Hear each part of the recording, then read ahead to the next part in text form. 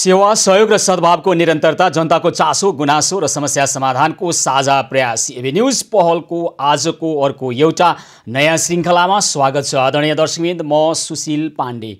नेपालमा कोरोना संक्रमणको जोखिम बढिसकेपछि विभिन्न बिमा कम्पनीहरूले बिमा योजनाहरू ल्याए। कोरोना संक्रमितलाई राहत पुर्याउनका निमित्त, भरथेक गर्नका निमित्त त्यसै अनुसार विभिन्न ठाउँमा विभिन्न कम्पनीहरूले, विभिन्न कार्यालयमा काम गर्ने व्यक्तिहरूले र निजी तवरबाट पनि कोरोनाको विरुद्धमा क्षतिपूर्ति पाउनको निमित्त अथवा कोरोना संक्रमित भइसकेका व्यक्तिले पछि सहयोग हुन्छ, आर्थिक भरथेक हुन्छ भन्ने किसिमबाट कोरोनाको बिमा गर्ने लहरै चल्यो र धेरैले बिमा गराए। तर धेरै व्यक्तिहरू कोरोना पोजिटिभ भइसकेपछि बिमाको रकम भुक्तानी गर्न जाँदा विभिन्न बिमा कम्पनीले अनेक जालझेल, अनेक खालको आलटाल गरेर उहाँहरूलाई बिमाको भुक्तानी नदिएको गुनासो अहिले चौतर्फी रूपमा उठिरहेको छ र बिमा कम्पनीहरूमाथि नै यतिखेर अविश्वासको सङ्कट पैदा भइरहेको छ। र विशेष गरी बिमा कम्पनीहरूले निजी प्रयोगशालामा परीक्षण गरेर पोजिटिभ रिपोर्ट आएका व्यक्तिहरूको बिमा रकम भुक्तानीलाई अहिले रोकेको र निजी प्रयोगशालामा परीक्षण भएका व्यक्तिहरूलाई चाहिँ बिमा भुक्तानी नदिने किसिमको त्यहाँ काम भइरहेका भन्ने गुनासाहरू हामीलाई धेरै ठाउँमा आइरहेको छ। र आखिर के हो त यसको वास्तविकता? बिमा भनेको आर्थिक भरथेकका निमित्त विश्वसनीयता जगाउने काम मात्र होइन र सम्बन्धित व्यक्तिले जुन विषयमा बिमा गरेको हुन्छ र उसले आवश्यक कागजात पुरा गरिसकेपछि बिमाको भुक्तानी समयमै हुनुपर्छ। र यसै अनुसार अर्थ मन्त्रालयले पनि बिमाको रकम भुक्तानीको दावी गरेको 1 हप्ताभित्र बिमा रकम भुक्तानी गर्नु भन्ने निर्देशनको पनि अवज्ञा गरिरहेका छन् बिमा कम्पनीहरूले भन्ने गुनासो आइरहेको छ। आखिर यसको वास्तविकता के हो? हामी यस सम्बन्धमा सरकारी नियामक निकाय बिमा समितिका अध्यक्ष चिरञ्जीवी चापागाईसँग पनि कुरा बुझ्नेछौँ। यसको यथार्थ के हो? र एउटा बिमा company Nepal insurance company limited, जुन सबैभन्दा पुरानो कम्पनी पनि हो नेपालको र बिमाको पनि पुरानो कम्पनी हो, यहाँका नेपाल इन्सुरेन्स कम्पनी लिमिटेडका सूचना अधिकारी नायब प्रमुख कार्यकारी अधिकृत ईश्वर पोखरेलसँग पनि कुराकानी गर्छौँ, जोडेर कुराकानी गर्छौँ। र धेरैको गुनासो छ बिमाको भुक्तानी भएन, समयमा भएन, अझ पहुँचवालालाई छिटोभन्दा छिटो भुक्तानी भयो र सर्वसाधारणलाई आलटाल गर्ने गर्छ बिमा कम्पनी। के यही हो त यथार्थ? यस सम्बन्धमा तयार पारेको एउटा सामग्री सर्वप्रथम हाम्रा दर्शकहरूलाई देखाउनेछौँ। त्यसपछि हामी यस सम्बन्धको वास्तविकता बुझ्नका निमित्त दुई व्यक्तिसँग जोडिएर कुराकानी गर्नेछौँ। हेरौँ सर्वप्रथम बिमाका सम्बन्धमा तयार पारेको यो सामग्री। गत डिसेम्बरमा चीनको वुहानबाट कोरोना महामारी फैलन सुरु गरेर लगत्तै त्यसको प्रत्यक्ष अप्रत्यक्ष प्रभाव नेपालमा पनि परिसकेको थियो। बिस्तारै विश्वका कैयन देशमा कोरोना महामारीले धमाधम मानिसको मृत्यु हुन थालेपछि नेपालमा पनि कोरोनाको सम्भावित जोखिमलाई मध्यनजर गर्दै कोरोना बिमा रणनीति लागू गरिएको थियो। उता नेपालमा 2076 साल चैत्र 11 गते लकडाउन सुरु हुनु अगावै अधिकांश बिमा कम्पनीहरूले धेरै सर्वसाधारणलाई कोरोनाको बिमा गराइसकेका थिए। तर जब नेपालमा अपेक्षाभन्दा बढी मानिसमा कोरोना संक्रमण देखिन थाल्यो, तब बिमा कम्पनीहरूले सुरुमा कोरोना बिमा मार्फतको भुक्तानी दिए पनि हाल कोरोना बिमा मार्फतको भुक्तानी दिन आनाकान गरेको र कोरोना मुक्त सर्वसाधारणलाई दुःख दिन थालेको खबरहरू आइरहेका छन्। पछिल्लो समय त बिमा कम्पनीहरूले कोरोना बिमा बापतको पैसा भुक्तानी गर्नु परे पावर र पहुँचवालाहरूलाई तुरुन्तै दिने, तर सामान्य सर्वसाधारणको चाहिँ सातो लिने गरेको पनि देखिन थालेको छ। पावर र पहुँचले कसरी काम गर्छ त? असोज 24 गते कोरोना संक्रमण भएका संस्कृति, पर्यटन तथा नागरिक उड्डयन मन्त्री योगेश भट्टराई कार्तिकको दोस्रो साता संक्रमण मुक्त भए। संक्रमण मुक्त भएको 1 महिना पनि नपुग्दै मन्त्री भट्टराईलाई कोरोना बापतको 1 लाख रुपियाँ बिमा कम्पनीले तुरुन्तै दियो। तर हजारौं नेपालीहरूले कोरोना संक्रमण मुक्त भएको महिनौ पुग्दा पनि कोरोना बिमा बापतको भुक्तानी अहिलेसम्म पाएका छैनन्। अहिले विभिन्न बिमा कम्पनीहरूले कोरोना संक्रमितको बिमा भुक्तानी गर्न अटेर गर्दै कोरोना संक्रमण भएको प्रमाणपत्र सरकारी अस्पतालको मात्र हुनुपर्ने, नाम, थर, ठेगाना, उमेर, फोन नम्बर ठ्याक्कै मिल्नुपर्ने भन्दै सकेसम्म कोरोना बिमा बापतको पैसा भुक्तानी गर्नु नपरे हुन्थ्यो भन्ने सङ्केत देखाएका छन्। उता विभिन्न अस्पतालले कोरोनाका संक्रमितको स्वाब लिने बेलामा संक्रमितको उमेर र सम्पर्क नम्बर मन परी राखिदिने गरेकोले त्यसको प्रत्यक्ष मार पनि सर्वसाधारणमै पर्ने गरेको छ। कोरोना संक्रमितका यी प्रमाणहरू हेरौँ। संक्रमितको उमेर 555 वर्ष राखिएको छ भने सम्पर्क नम्बर 10 वटा 1 राखिएको छ। केही दिन अघि मात्र अर्थमन्त्री विष्णु पौडेलले रितपूर्वक प्राप्त भएका दाबी आवेदनलाई 7 दिनभित्रै भुक्तानी गर्न निर्देशन दिए पनि बिमा कम्पनीहरूले अर्थमन्त्रीको निर्देशन रद्दीको टोकरीमा हालेर पावर र पहुँचवालालाई भुक्तानी दिने र सामान्य नागरिकलाई शास्ति दिने काम गरिराखेका छन्। बिमा समितिले 500 रुपियाँ तिरेर 50,000 रुपियाँ र 1,000 रुपियाँ तिरेर 1 लाख रुपियाँको कोरोना बिमा गर्न सक्ने व्यवस्था गरेको थियो। सामूहिक बिमा गर्दा भने 300 रुपियाँ तिरेर 50,000 र 600 रुपियाँ तिरेर 1 लाख रुपियाँको बिमा गर्न सकिने व्यवस्था गरिएको थियो। तर नेपालमा धेरैलाई कोरोना संक्रमण भएपछि बिमा कम्पनीहरू आत्तिएर विभिन्न बाहनामा कोरोना बिमा बापतको भुक्तानी गर्न आनाकानी गरे पनि बिमा कम्पनीहरूलाई कुनै हालतमा नछाड्ने सर्वसाधारणले बताउँदै आएका छन्। बिमाको भुक्तानीका सम्बन्धमा देखिएको यो वास्तविकता, यसको वास्तविकता के हो र त्यस पछाडि निकै अगाडि कोरोनाको बिमा गर्दै गर्दाखेरि 50,000 र 1 लाख बराबरको गरिए पनि त्योभन्दा पछाडि बिमाका सम्बन्धमा विभिन्न प्रावधानहरू परिवर्तन भएका छन् र ती प्रावधानअनुसार जुन व्यक्तिले जुन समयमा बिमा गरेको हुन्छ तत्कालीन अवस्थामा रहेको प्रावधान अनुसार नै उसलाई बिमाको रकम भुक्तानी गरिनु पर्दछ। र यस सम्बन्धमा यसको वास्तविकता के हो त हामी एक सरकारी निकाय जसले बिमाको सम्बन्धमा नियामक निकायको भूमिका खेल्ने गर्छ र नियामक निकाय बिमा समितिका अध्यक्ष चिरञ्जीवी चापागाई यतिखेर हामीसँग प्रत्यक्ष सम्पर्कमा हुनुहुन्छ। हामी उहाँसँग बुझ्ने प्रयास गरिरहेका छौँ। हाम्रा दर्शकहरूले पनि धेरै टेलिफोन मार्फत विभिन्न तरिकाबाट यो गुनासो राख्नु भएको छ। विशेष गरी निजी प्रयोगशालाबाट परीक्षण गरेका PCR परीक्षण गरेर पोजिटिभ भएर कोरोना मुक्त भएका व्यक्तिहरूले बिमाको रकम भुक्तानी दावी गर्दा आलटाल गरिरहेको आरोप छ। यसका बारेमा हामी कुराकानी गर्छौँ। चिरञ्जीवी चापागाई प्रत्यक्ष सम्पर्कमा हुनुहुन्छ। हजुर चिरञ्जीवीजी नमस्कार, कार्यक्रममा स्वागत छ यहाँलाई। धन्यवाद, नमस्कार। ल अहिले अब कोरोनाको बिमाका सम्बन्धमा विभिन्न खालका गुनासाहरू आइरहेका छन् र सकेसम्म बिमा कम्पनीले आलटाल गर्यो बिमाको रकम भुक्तानी गर्नका निमित्त भन्ने खालको गुनासो धेरै नै बढिरहेको छ। यसको कारण के होला? सबभन्दा पहिला त के हो भन्दाखेरि चाहिँ यो कोरोना बिमामा त्यति धेरै डकुमेन्ट चाहिने पनि होइन।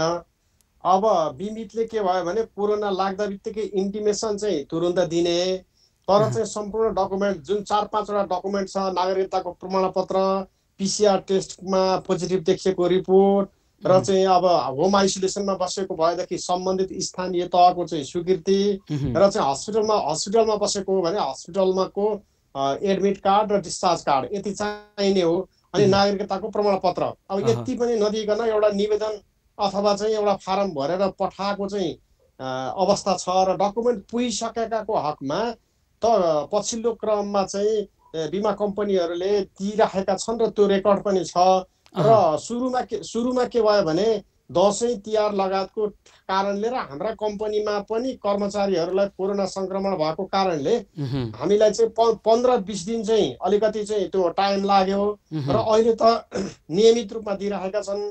त्यो 15-20 दिन लागेको टाइमको जुन ग्याप हो त्यसको कारणले केही असहज परिस्थिति सिर्जना भयो र चाहिँ निकट भविष्यमा अब यसलाई चाहिँ एकदम द्रुत गतिमा दिन्छन् र दिने किसिमले हामीले निर्देशन जारी गरिसकेका छौँ। तर अहिले गुनासो के आइराखेको छ चिरञ्जीवीजी भने पहुँचवालालाई तत्काल जनतालाई आलटाल गर्ने काम भइरहेको छ र तपाईँले भनेअनुसार बुझाउनु पर्ने तथ्याङ्कहरू नबुझाएर मात्रै होइन, अझै निजी प्रयोगशालामा परीक्षण गरेका व्यक्तिहरूलाई चाहिँ विभिन्न बिमा कम्पनीहरूले अहिले होल्डमा राख्नु, अहिले त्यत्तिकै रोकेर राख्नु, यसको प्रक्रिया अगाडि नबढाउनु भन्ने चाहिँ उहाँहरूको एक खालको सहमति भएको छ र त्यो अनुसार उनीहरूको बिमा रकम भुक्तानी अगाडि बढेको छैन भन्ने कुरो आइरहेछ।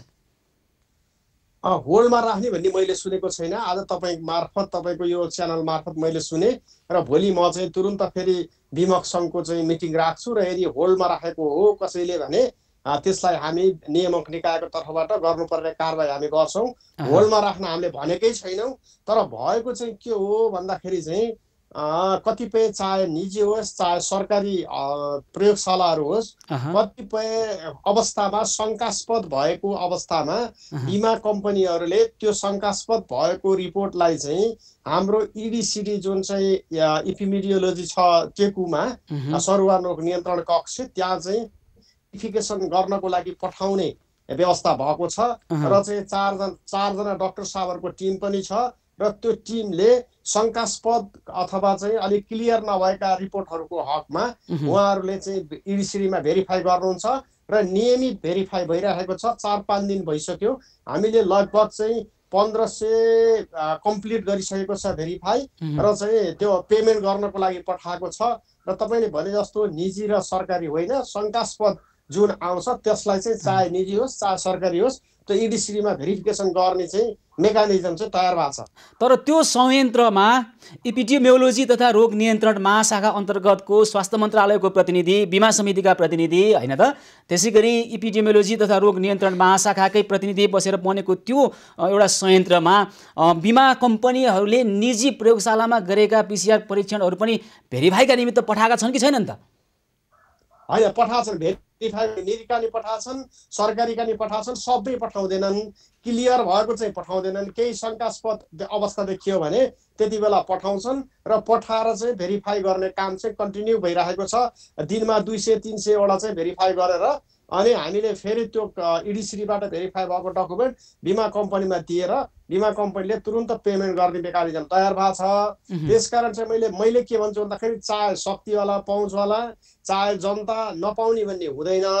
अब अलिकति क्लियर रिपोर्ट भएकोलाई चाहिँ हामीले चाहिँ बिमा कम्पनीले तुरुन्त दिएका छन्। र आज नै मैले हाम्रो निरीक्षण टिम जुन चाहिँ एउटा निरीक्षण हामीले अनसाइट निरीक्षण गर्ने अधिकार पनि बिमा समितिलाई छ, निरीक्षण टिम नै बिमा कम्पनीमा पठाएको छु जुन बिमा पुलमा। र भोलिदेखि हामी त्यो निरीक्षण पनि कन्टिन्यू गर्छौँ र चाहिँ पहुँचवालाले पाउने र नपाउने भन्ने हुँदैन। हामी बिमा समिति अथवा नियामक निकायले पहुँचवालालाई दिने नदिने भन्ने हुँदैन।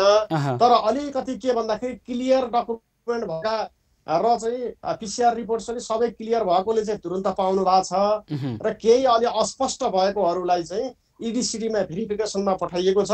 खालि चाहिँ इडिसिडीमा भेरिफिकेसनमा गएकोलाई चाहिँ हाम्रो मापदण्ड अनुसार 7 दिनको ठाउँमा 8-10 दिन एक्स्ट्रा लाग्न सक्छ। तर पैसा चाहिँ बिमा गरेपछि र चाहिँ रिपोर्ट चाहिँ भेरिफाई भइसकेपछि दाबी चाहिँ पाउनुहुन्छ। निर्धक्क भएर चाहिँ दाबी पाउनुहुन्छ।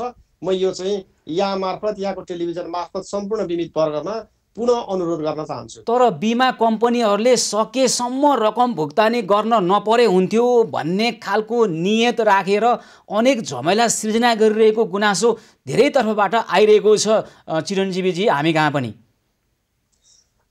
बिमा कम्पनीलाई यसमा के छ भने हामीले दायित्वको बाँडफाँड गरेको छ। पहिलो प्रिमियम जतिले खान्छ प्रिमियमले पैसा तिर्ने हो, दाबी तिर्ने हो। र पहिलो प्रिमियम खामिसकेपछि 1 अर्बभन्दा माथि दायित्व सिर्जना भयो भने 2 अर्बको बिचमा 1 अर्ब नेपाल पुनर्बिमा कम्पनीले बिहोर्ने हो। त्योभन्दा माथि 50 करोड चाहिँ हामीले चाहिँ बिमा कम्पनीको महाविपत्ति कोष बनाउन हामीले सिर्जना गरेको छ। त्यो 50 करोड महाविपत्ति कोषबाट जान्छ। र त्योभन्दा माथि पनि भयो भनेदेखि चाहिँ 2 अर्ब 50 करोडदेखि 3 अर्ब 50 करोडसम्म बाँकी चाहिँ 1 अर्बको चाहिँ बिमा समितिले आफ्नो पैसाबाट बेहोर्छ। र 3 अर्ब भन्दा माथि जति चाहिँ दायित्व सिर्जना हुन्छ भने नेपाल सरकारले बेहोर्ने किसिमले हामीले सम्झौता गरिसकेको छ। त्यसकारण बिमा कम्पनीले आलटाल गर्नुपर्ने कारण नै छैन र कारण नै छैन। खालि के हो, मैले क्लियर यहाँ मार्फत के अनुरोध गर्न चाहन्छु बिमित वर्गलाई भने पनि तपाईहरुले चाहिँ फुल डकुमेन्ट बनाएर चाहिँ बिमा कम्पनीमा दाबी क्लेम गर्नुहोस् र बिमा कम्पनीले क्लियर भएका चाहिँ विषयहरूलाई चाहिँ तत्काल चाहिँ आफै प्रिमियम पेमेन्ट गर्छन् र बिमा क्लियर नभएका संकट केही देखियो भने इडिसिडीमा भेरिफिकेसन हुन्छ। भेरिफाइड भएर आइसकेपछि त्यसलाई हामीले चाहिँ तिनी व्यवस्था गर्दछौँ र इडिसिडीमा गएकाको हकमा केही चाहिँ 5-7 दिन एक्स्ट्रा लाग्ने हो। तर चाहिँ धैर्य गर्नु होला। हामीले अलिकति ढिलो भएको चाहिँ दसैँ तिहार र हाम्रा कम्पनीका पनि कोरोना संक्रमण भएर अहिले कोरोना कम भएको कारणले यो पेमेन्टलाई चाहिँ नियमित रूपमा चाहिँ गरिराख्नु भएको छ। अझ द्रुत गतिमा गर्नलाई चाहिँ हामीले अनुरोध गर्छौँ। भनेपछि सही तथ्याङ्क भएका बिमा गरिएका व्यक्तिले ढिलो चाँडो मात्रै हो बिमा रकम भुक्तानी पाउँछन्, चिन्ता नगरौँ, तपाईँ यही भन्न चाहिरहनु भएको छ होइन? बस हजुर, मैले भन्न खोजेकै त्यही हो। बिमा गरेका र कोरोना लागेकालाई चाहिँ हामीसँग फन्ड छ, हामीसँग पैसा नभएर पनि होइन, बिमा कम्पनीले पैसा तिर्न नसकेर पनि होइन। खालि के हो त भन्दाखेरि चाहिँ केही क्लियरिफिकेसन गर्नुपर्ने चिजहरूमा ढिला भएको हो। तर चाहिँ भेरिफाइड भएकाले चाहिँ पैसा पाइराख्नु भएको छ, पाउनुहुन्छ। अलिकति 7 दिनको ठाउँमा 10 दिन होला।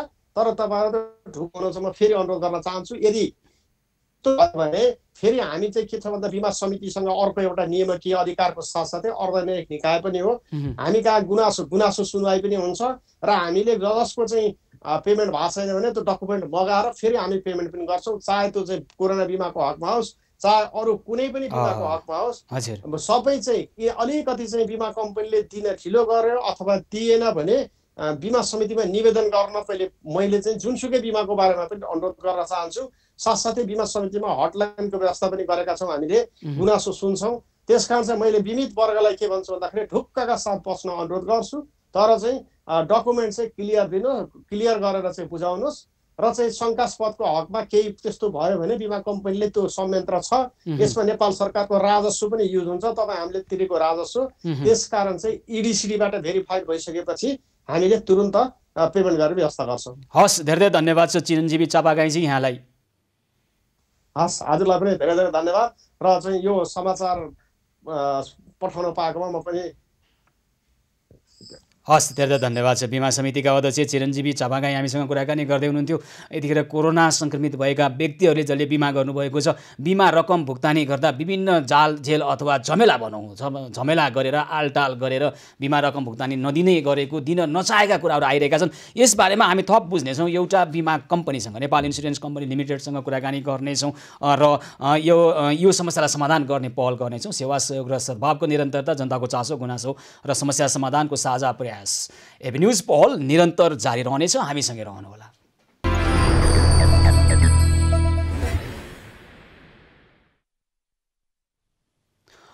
कोरोनाको बिमा गरेकाहरूले बिमा कम्पनीहरूले बिमा रकमको भुक्तानी दिन आलटाल गरिरहेको, पहुँचवालालाई तत्काल दिएको र सर्वसाधारण जनतालाई भने आलटाल गरिरहेका गुनासोहरू धेरै आएका छन्। यो गुनासो हामी नेपाल इन्सुरेन्स कम्पनी लिमिटेडका नायब प्रमुख कार्यकारी अधिकृत सूचना अधिकारी ईश्वर पोखरेललाई राख्छौँ।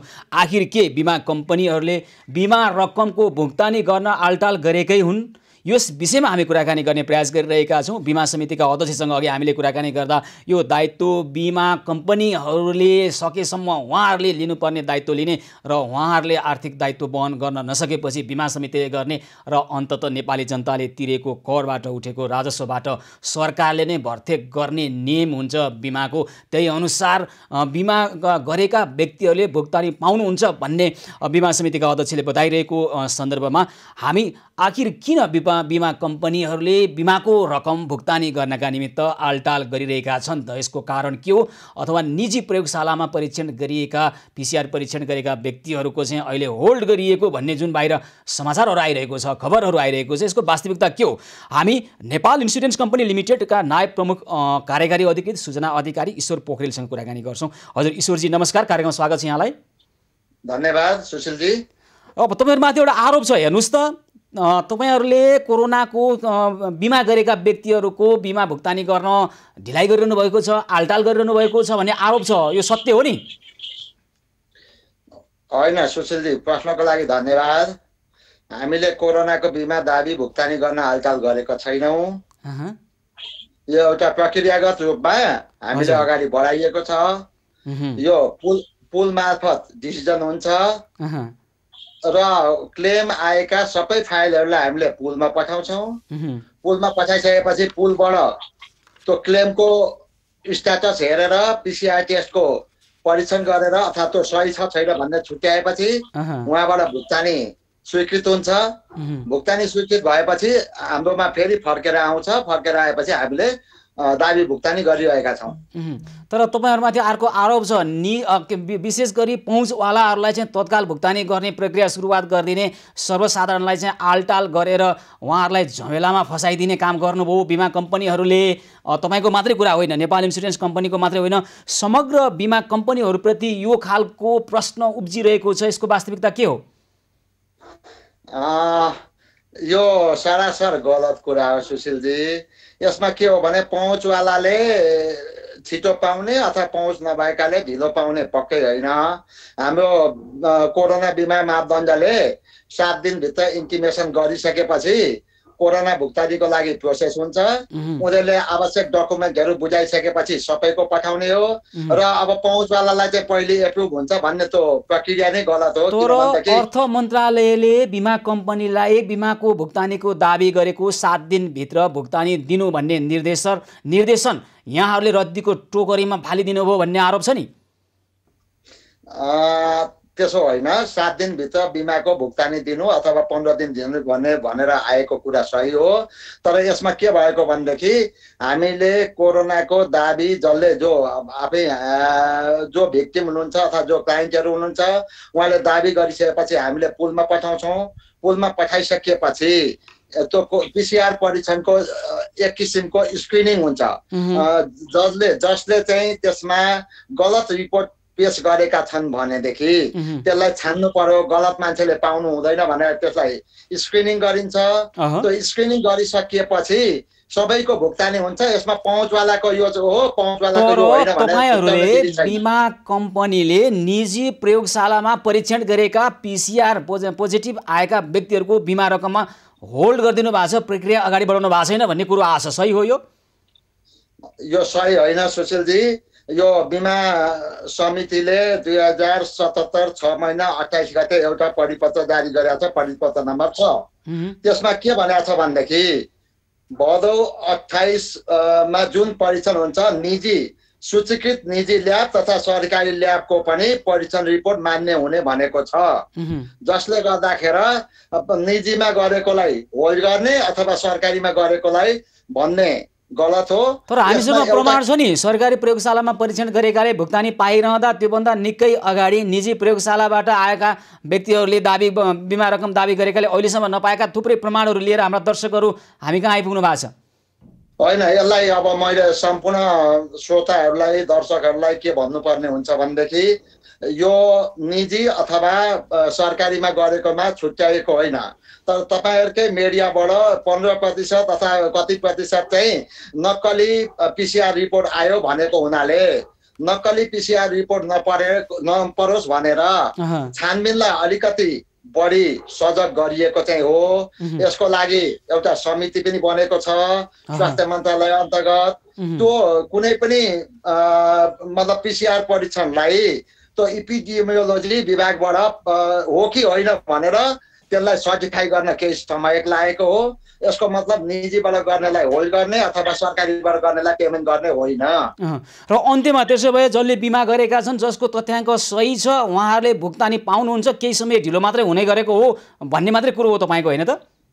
होइन, यो एकदम, किन भनेदेखि यसमा बिमा कम्पनी 20वटा नन लाइफ इन्सुरेन्स छन्, ती मात्रै होइन, त्यसपछि गएर नेपाल रिइन्सुरेन्स, त्यसपछि गएर बिमाको विपत्ति कोष, त्यसपछि गएर बिमा समिति, त्योभन्दा माथि सरकारले भुक्तानी गर्ने मतलब व्यवस्था भएको हुनाले सम्पूर्ण सही परीक्षणबाट कोभिड भएका जो पनि पेन्डेमिकबाट पीडित हुनुभएका मान्छेले बिमा गर्नुभएको छ सबैले पाउनुहुन्छ। समयको मात्रै केही, किनभनेदेखि त्यो टेस्ट गर्नको लागि केही समय बढी लागेको हो।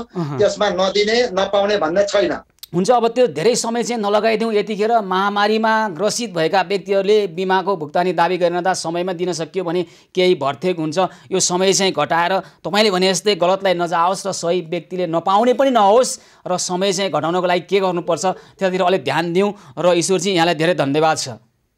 धन्यवाद सुशीलजी, धन्यवाद, धेरै धेरै धन्यवाद। हस्, धेरै धन्यवाद छ। नेपाल इन्सुरेन्स कम्पनी लिमिटेडका नायब प्रमुख कार्यकारी अधिकृत सूचना अधिकारी ईश्वर पोखरेल हामीसँग कुराकानी गर्दै हुनुहुन्थ्यो। र जसले बिमा गर्नुभएको छ, कोरोना सङ्क्रमण हुनुभएको, पिसिआर पोजिटिभ आएको, जोसँग सही तथ्याङ्क छ उहाँहरूले पाउनुहुन्छ भन्ने उहाँले दाबी गर्नुभएको छ। यो अनुसार व्यवहारमा हुन्छ कि हुँदैन हामी फलोअप पनि गर्नेछौँ। र दर्शकवृन्द, सोमबार देशभर एकैसाथ 396 पालिकामा अस्पताल शिलान्यास गर्ने राम्रो कुरो आयो। प्रत्येक गाउँपालिकाहरूमा अस्पतालहरू बन्दैछ, 15 शय्यासम्मको अस्पताल बन्दैछ।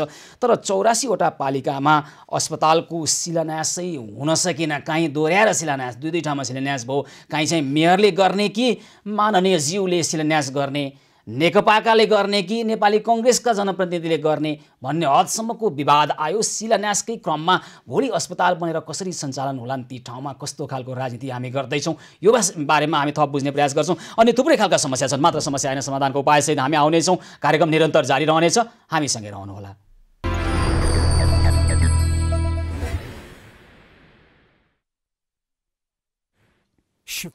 सेवा सहयोग र सद्भावको निरन्तरता, जनताको चासो गुनासो र समस्या समाधानको साझा प्रयास न्युज पहलको आजको अर्को एउटा नयाँ श्रृङ्खलामा पुनः स्वागत छ। आदरणीय दर्शकवृन्द, सरकारले देशका सबै पालिकाहरूमा 5 देखि 15 शय्याका आधारभूत अस्पताल निर्माण गर्ने निर्णय अनुसार शिलान्यास गर्ने कार्यक्रम थियो एकैपटक सोमबार।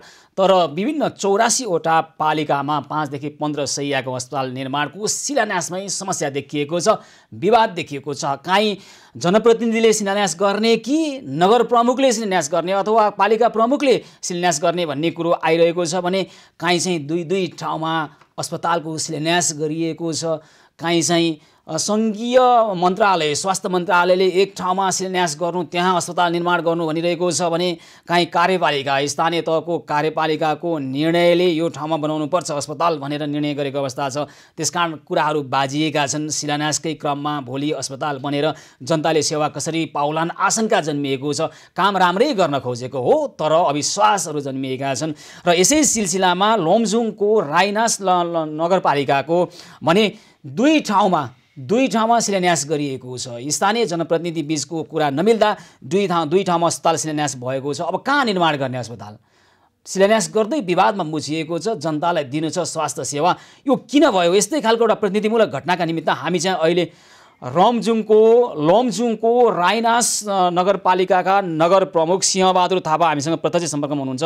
दुई ठाउँमा शिलान्यास भएको छ, अब अस्पताल बन्छ चाहिँ कहाँ मेयर साहब? यो प्रश्न सोध्न चाहिरहेका छौँ। हजुर मेयर साहब नमस्कार, कार्यक्रममा स्वागत छ यहाँलाई। नमस्कार हजुर। अब स्थानीय तहमा अस्पताल बन्ने भयो भनेर खुसी भइराख्या, ठाउँमा शिलान्यासै हुन सकेन अनि तपाईँकै नगरपालिकामा दुई ठाउँमा शिलान्यास गर्नुभयो मेयर साहब। काहीँ एक ठाउँमा शिलान्यास भएन, काहीँ दुई ठाउँमा। अब अस्पताल चाहिँ कहाँ बनाउने भन्ने विवाद आउँदैन यो हिसाबले?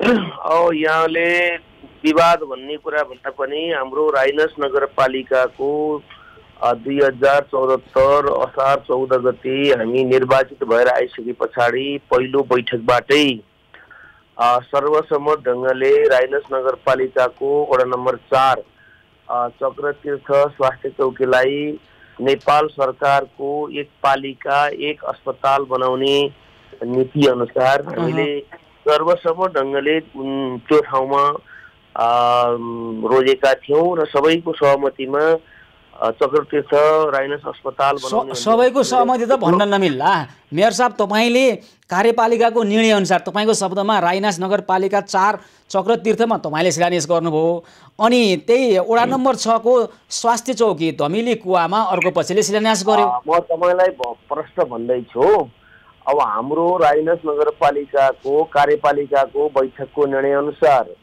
राइनासको वडा नम्बर 4 चक्रतीर्थ स्वास्थ्य चौकीमै 15 शय्याको अस्पताल बनाउने निर्णय भएको हो।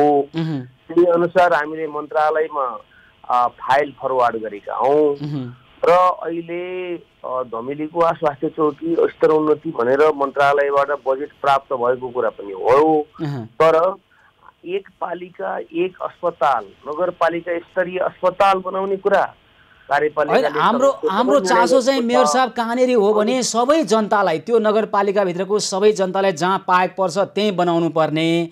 यो अस्पतालको शिलान्यासमा समेत यहाँहरूको दलीय राजनीति एक ठाउँमा मात्रै भनिरहेको छैन। मैले राइनास नगरपालिकाको मात्रै भनिरहेको छैन, अन्य 84वटा पालिकामा देखिया समस्या।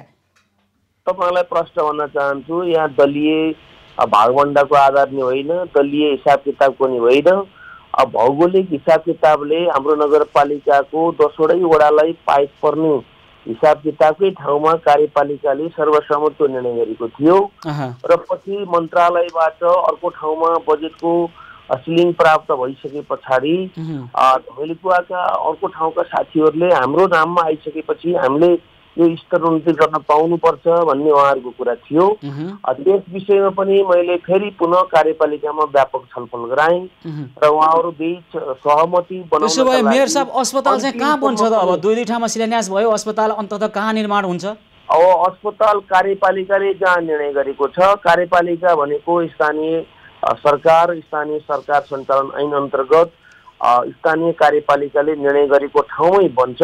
त्यही ठाउँमा बनाउनका लागि हाम्रो प्रयत्न जारी छ र अर्को ठाउँमा पनि स्तरोन्नति गर्नका लागि त्यहाँका साथीहरूको माग, त्यहाँको साथीहरूको भावनालाई पनि चोट नपुग्ने गरी त्यो स्वास्थ्य चौकीलाई पनि स्तरोन्नति गर्नका लागि हाम्रो प्रयत्न जारी रहनेछ र अहिले चाहिँ एक पालिका एक अस्पताल बनाउने कुरामा चाहिँ जहाँ नगर कार्यपालिकाले निर्णय गरेको छ नगरपालिकाले फैसला गरेकै ठाउँमा बन्छ र अर्को ठाउँमा पनि स्वास्थ्य चौकी स्तरोन्नति गर्ने कुरामा हामी सकारात्मकै छौँ छलफल गरेरै त्यहाँका साथीहरूको पनि भावनामा चोट नपुग्ने गरी त्यस ठाउँको पनि विकास हुनुपर्छ त्यो स्वास्थ्य चौकी पनि अपग्रेड गर्नका लागि म नगर प्रमुखको हैसियतले भूमिका खेल्ने नै छु र यसमा जो साथीहरूले विवाद ल्याउने प्रयास गर्नुभएको छ त्यो विवाद नल्याइकन सहमतिको यात्रामा जानका लागि मैले अनुरोध गरिरहेको छु र अन्तमा उहाँहरू सहमतिमा हुनुहुनेछ र हामीले कार्यपालिकाले गरेको ठाउँमा नगर स्तरीय अस्पताल बन्ने छ र अरू अन्य स्वास्थ्य चौकीहरू स्तरोन्नति क्रमगत ढङ्गले हामीले गर्दै जाने हाम्रो योजना छ। हुन्छ सिंहबहादुरजी, यहाँलाई धेरै धेरै धन्यवाद।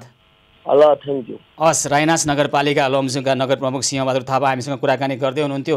यहाँ मात्र समस्या छैन आदरणीय दर्शकबिन, 84वटा पालिकामा 5 देखि 15 शैय्याको आधारभूत अस्पताल बनाउने कुरामा अहिले शिलान्यास गर्दा नै त्यहाँ समस्या आइरहेको छ र देखिन्छ स्थानीय स्तरमा हुने गरेको विकासका काममा दलीय राजनीतिले कति धेरै भूमिका खेल्दो रहेछ।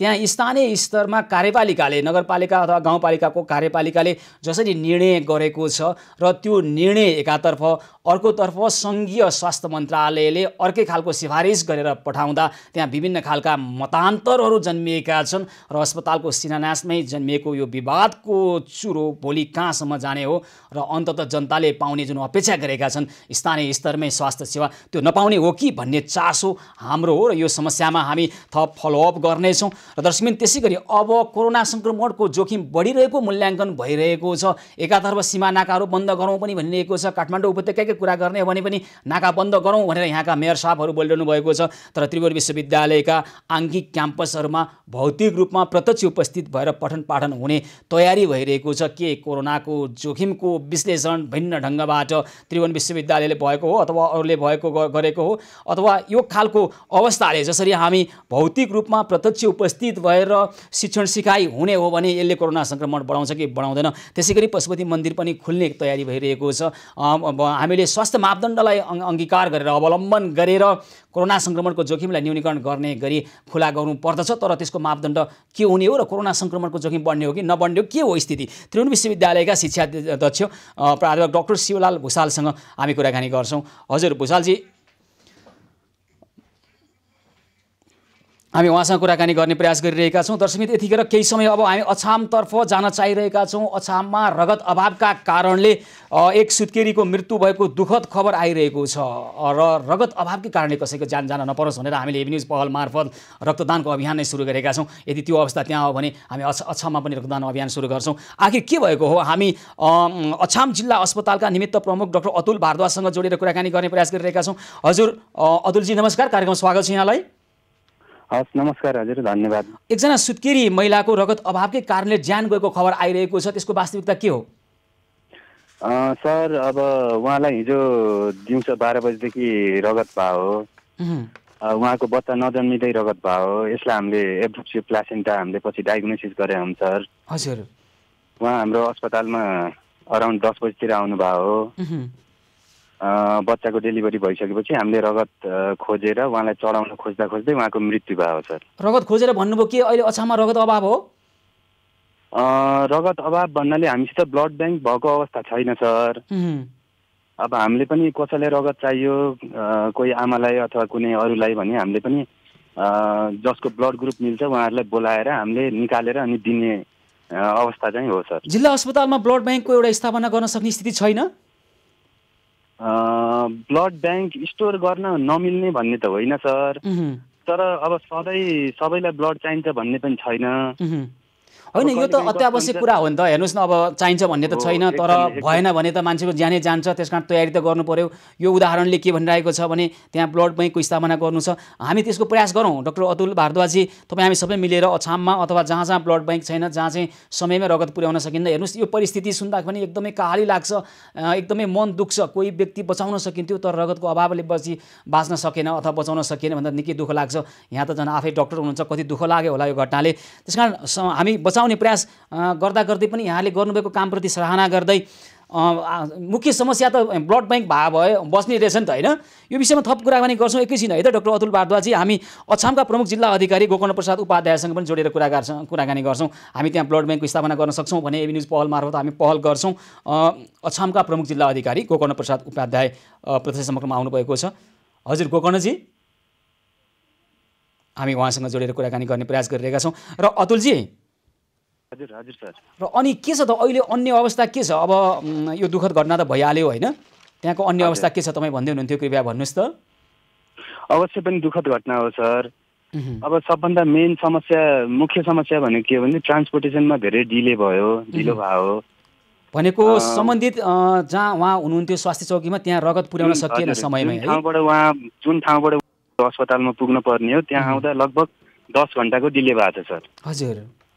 अब तुर्माखाँद भन्ने ठाउँ जुन प्रपर बजार छ त्यहाँबाट आउने बाटो भनेको जम्मा लगभग 3 घण्टाको भनौँ न, 3 घण्टाको बाटो हो। तर उहाँहरू त्यहाँबाट आउँदा पनि उहाँहरू त्यस्तै 5.5-6 घण्टामा पुग्नु भएको छ। मुख्य समस्या यहाँनिर के देखियो भन्दा ट्रान्सपोर्टेसनमा डिले एकदम देखियो। रगत समयमै उपलब्ध गराउन सकिएन है? रगत अब हाम्रो पनि ब्लड ब्याङ्क छैन। हजुर। ल मैले बुझेँ डाक्टर अतुल भारद्वाजी, हामी तपाईँसँग पुनः जोडेर कुराकानी गर्छौँ र अछामका प्रमुख जिल्ला अधिकारी गोकर्ण प्रसाद उपाध्यायसँग पनि यो विषयको समस्या समाधानको लागि हामी पहल गर्छौँ। एबी न्युज पहल मार्फत त्यहाँ ब्लड ब्याङ्क स्थापनाका निमित्त। यतिखेर भने डाक्टर अतुल भारद्वाज यहाँलाई धन्यवाद। त्रिभुवन विश्वविद्यालयका शिक्षा अध्यक्ष प्राध्यापक डाक्टर शिवलाल भुसालसँग जोडिएर त्रिभुवन विश्वविद्यालयका आङ्किक क्याम्पसहरूमा अहिले भौतिक रूपमा उपस्थित भएर प्रत्यक्ष उपस्थित भएर पठन पाठन हुने भएको छ। यसले विद्यार्थीहरूलाई कस्तो सन्देश दिन्छ अथवा विद्यार्थीहरू कसरी तयारी भएर आउन सक्ने अवस्था छ, स्वास्थ्य सम्बन्धी मापदण्ड के गरिएको छ, यो विषयमा हामी बुझ्ने प्रयास गरिरहेका छौँ। प्राध्यापक डाक्टर शिवलाल भुसालसँग उहाँसँग सम्पर्क स्थापित गर्ने प्रयास भइरहेको छ। र दर्शकवृन्द, हामीसँग थुप्रै खालका समस्याहरू छन्, मात्र समस्या होइन समाधानको उपायसहित हामी आएका छौँ। डाक्टर शिवलाल भुसालजी नमस्कार, कार्यक्रममा स्वागत छ यहाँलाई। हजुर नमस्कार।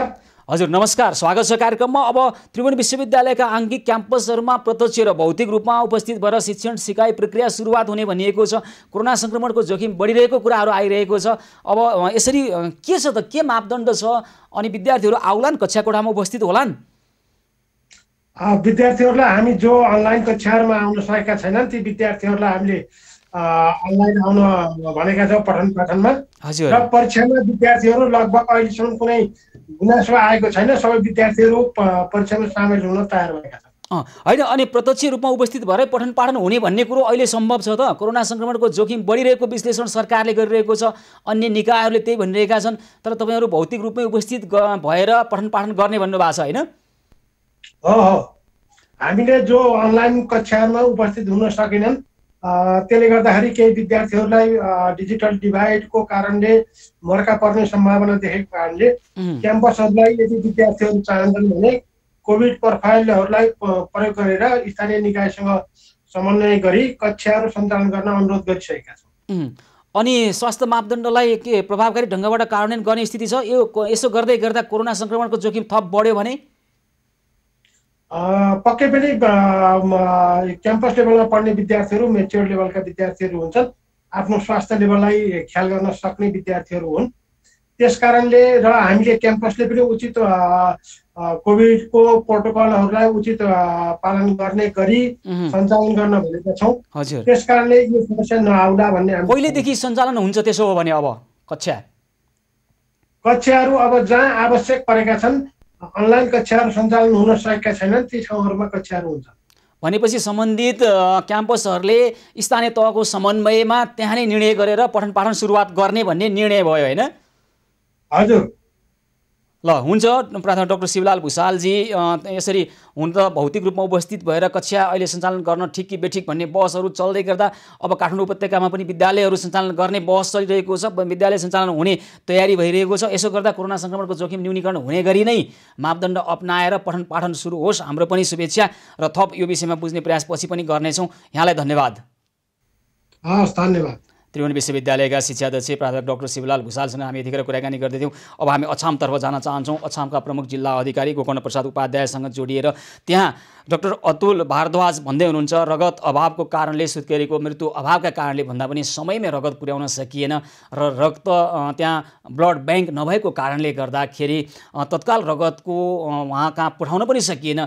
सम्बन्धित ब्लड ग्रुप भएको व्यक्ति खोजेर उहाँसँग रगत लिएर पठाउँदै गर्दा जति समय लाग्यो त्यस कारणले गर्दा सुत्केरी महिलाको ज्यान गयो। यो खालको परिस्थिति हुनु हुँदैन। तपाईँ हामीले सकेको पहल गर्ने हो भने धेरै ठुलो पहल पनि गर्नु पर्दैन, केही मात्रै पहल गर्ने हो भने यस्तो समस्या अछाममा हुने छैन। यस्तै समस्याबाट ग्रसित नेपालका अन्य दुर्गम जिल्लामा हुने छैन। त्यसकारण काठमाडौँ मात्र बाँचेर पुग्दैन। अछामको यो एउटा सामान्य घटना भनेर हेर्ने होइन। मात्र अछामको घटना होइन, देशका जुनसुकै कुनामा पनि हामीले प्रयास गर्दा सम्भव हुन्छ भने त्यो काम किन नगर्ने। हामी त्यहाँका प्रमुख जिल्ला अधिकारीसँग कुराकानी गर्छौँ र छिटोभन्दा छिटो अछाममा ब्लड ब्याङ्कको स्थापना र त्यहाँ रगत पुर्याउनको लागि जुन खालको यातायातको अभाव भएको भन्ने कुरा छ, के कारणले त्यो भएको रहेछ, के त्यसलाई हामीले सम्बोधन गर्न सक्दैनौँ? के हाम्रो उदासीनतालाई कसैले ज्यान जानुपर्ने?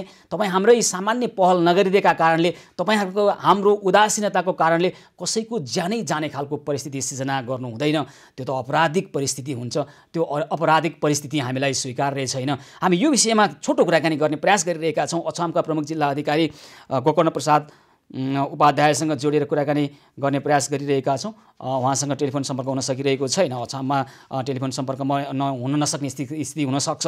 हामी उहाँसँग छिटोभन्दा छिटो जोडिएर कुराकानी गर्ने प्रयास गरिरहेका छौँ। र दर्शकवृन्द, त्रिभुवन विश्वविद्यालयले जुन निर्णय गरेको छ र विद्यार्थीहरूलाई जुन अलमलको परिस्थिति सिर्जना भइरहेको थियो, अब जसले अनलाइन कक्षाबाट कक्षा लिइरहनु भएको छ उहाँले त्यसलाई निरन्तरता दिनुभए हुन्छ र जो भौतिक रूपमा उपस्थित हुनुपर्ने अवस्था छ, अनलाइनको पहुँचमा हुनुहुन्न, उहाँहरूको पनि पठन पाठन सुरु हुने यो पनि राम्रै कुरा हो। तर यसले कोरोनाको सङ्क्रमण नबढाओस् भन्ने कुरामा चाहिँ सम्बन्धित निकाय अति नै जागरुक अथवा अति नै उहाँहरूले अलि बढी नै ध्यान दिनुपर्ने अवस्था छ। होइन भने अहिले कोरोना सङ्क्रमणको जोखिम न्यूनीकरण त भइराखेको छैन, अहिले बढिरहेको छ।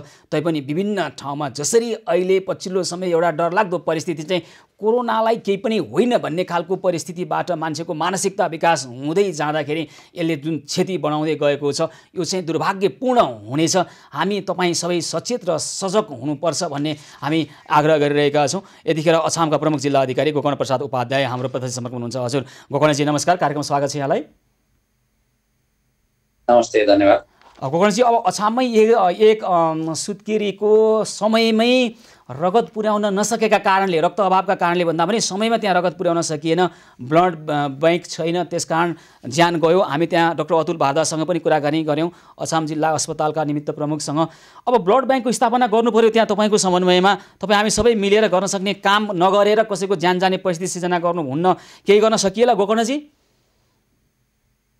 हजुर, यो खास गरी यो ब्लडको अभावले भन्दा पनि समयमै उहाँलाई अस्पतालमा पुर्याउन नसकेका कारणले मृत्यु भएको हामीले बुझेका छौँ होइन। किनभने रातिको समयमा मात्रै ल्याइपुर्याएको र ढिलो गरी जानकारी आएको कारणले गर्दाखेरि यो उपचार हुन नसकेको हो। र उहाँहरूले चाहिँ डक्टरहरूले ब्लड ब्याङ्कमा रगत तयारी अवस्थामा, एकैछिन है, ब्लड ब्याङ्कमा रगत तयारी अवस्थामा थियो भने मान्छे खोजेर उहाँको ब्लड ग्रुपसँग मिल्ने मान्छे खोजेर रगत निकालेर पठाउँदा त्यो समय लाग्दैन थियो, अलिकता हामी छिटो पुर्याउन सक्थ्यौँ, त्यसकारण उहाँको ज्यान बच्ने सम्भावना हुन्थ्यो। यो घटनाले ब्लड ब्याङ्कको स्थापना गरौँ अथवा त्यहाँ रक्तदानको अवस्थामा अलि केही गरौँ भन्ने शिक्षा दिएन हामीलाई? होइन, त्यो ब्लड ब्याङ्कको त यहाँ समस्या छ, त्यसको बारेमा हामीले विगतदेखि पनि छलफल गरिरहेका छौँ र त्यसको तयारी पनि भइरहेको अवस्था छ। तर के हो भने मान्छे हामीले बिरामी भएको अवस्था हुन्छ, सचेत भएर समयमा चाहिँ हस्पिटल जानुपर्छ जस्तो लाग्छ। त्यसका लागि हामीले सबैले जस्तो स्थानीय तहसँग समन्वय गरेर हरेक व्यक्तिहरूलाई जागरुक बनाउने, उहाँहरूलाई चाहिँ अस्पताल जानुपर्छ भन्ने चाहिँ भनौँ न सन्देश दिने। जस्तै उहाँहरू जुन हुनुभयो उहाँको चाहिँ यो 6औं बच्चा रहेछ, 6वटा बच्चाहरू जन्माउने जेलसम्म उहाँको शारीरिक अवस्था, स्वास्थ्य अवस्था, त्यसै गरी उहाँको भनौँ न जुन किसिमको सामाजिक अवस्था थियो त्यो कुराहरूमा पनि हामीले चेतना पुर्याउनु पर्छ। त्यो त आवश्यक छ नै छ, यहाँले भन्नुभएको सही हो। त्यसबाहेक हामी अहिले अछाममा ब्लड ब्याङ्क स्थापना यहाँको समन्वयमा गर्न सक्छौँ, हामी पहल सुरु गरौँ? हामीले गरिरहेको अवस्था छ, त्यसको लागि पहलहरू गरिरहेका छौँ। म यहाँ आएको धेरै भएको छैन, कति 3 महिनाको अवधिमा मैले चाहिँ अस्पतालसँग समन्वय गरेर त्यसको लागि तयारी पनि गरिरहेको अवस्था छ र त्यो मैले निरीक्षणको क्रममा पनि उहाँहरूलाई सल्लाह सुझाव दिएको छु। त्यसका लागि सक्दो सहयोग अब जुन क्षेत्रबाट हुनसक्छ हामी चाँडै नै त्यो समन्वय गरेर त्यसको अन्तिम टुङ्गोमा पुर्याउनेछौँ। हुन्छ गोकर्णजी, यहाँलाई धेरै धेरै धन्यवाद छ। तपाईँ हामीले सक्दो पहल गर्दा अथवा तपाईँ हामीले केही प्रयास गर्दाखेरि कसैको ज्यान बच्ने परिस्थितिको सिर्जना हुन्छ भने गरौँ। तपाईँ हामी सबै मिलेर अछाममा ब्लड ब्याङ्कको स्थापना गरौँ र यस्तो खालको परिस्थिति नदोहोरियोस् र देशका अन्य जिल्लाहरूमा पनि समस्या छ भने त्यहाँ पनि साझा अभियान थालौँ। अछाममा चाहिँ यहाँको समन्वयमा ब्लड ब्याङ्कको स्थापना गर्नको लागि हामी पहल सुरु गऱ्यौँ है त आजबाट, है गोकर्णजी? हस्, धेरै धन्यवाद। अछामका प्रमुख जिल्ला अधिकारी गोकर्ण प्रसाद उपाध्याय यतिखेर हामीसँग कुराकानी गर्दै हुनुहुन्थ्यो। त्यहाँ ब्लड ब्याङ्कको अभाव र समयमै ब्लड उपलब्ध गराउन नसकेका कारणले गर्दाखेरि सुत्केरी महिलाको मृत्यु भएको छ। यस्तो परिस्थिति जन्माउन दिनु हुँदैन। यस्तो परिस्थिति नआओस् भन्नका निमित्त हामीले सकेको पहल गर्नुपर्छ र हामी अछाममा ब्लड ब्याङ्क स्थापनाको लागि पहल गर्नेछौँ। दर्शकवृन्द, आज उठाएका यी विषयहरू समस्या समाधानको पहलका निमित्त हामी बाँकी कामहरू जुन बाँकी रहेका छन् ती कामलाई समयमै पहल गरेर टुङ्ग्याएर छाड्नेछौँ र हामी आगामी कार्यक्रममा पनि यस्तै खालका समस्या मात्र समस्या होइन समाधानको उपायसहित हामी आउनेछौँ। सेवा सहयोग र सद्भावको निरन्तरता, जनताको चासो गुनासो र समस्या समाधानको साझा प्रयास एभिन्यूज पहलको आजको श्रृङ्खलाको समय भने सकिएको छ। कार्यक्रमबाट म सुशील पाण्डे लगायत सम्पूर्ण टिमलाई बिदा दिनुहोस्। यहाँहरू भने खबरभित्रको खबर र एभिन्यूज पहलका निमित्त हेर्दै गर्नुहोला एभिन्यूज खबर। हस्त, नमस्कार।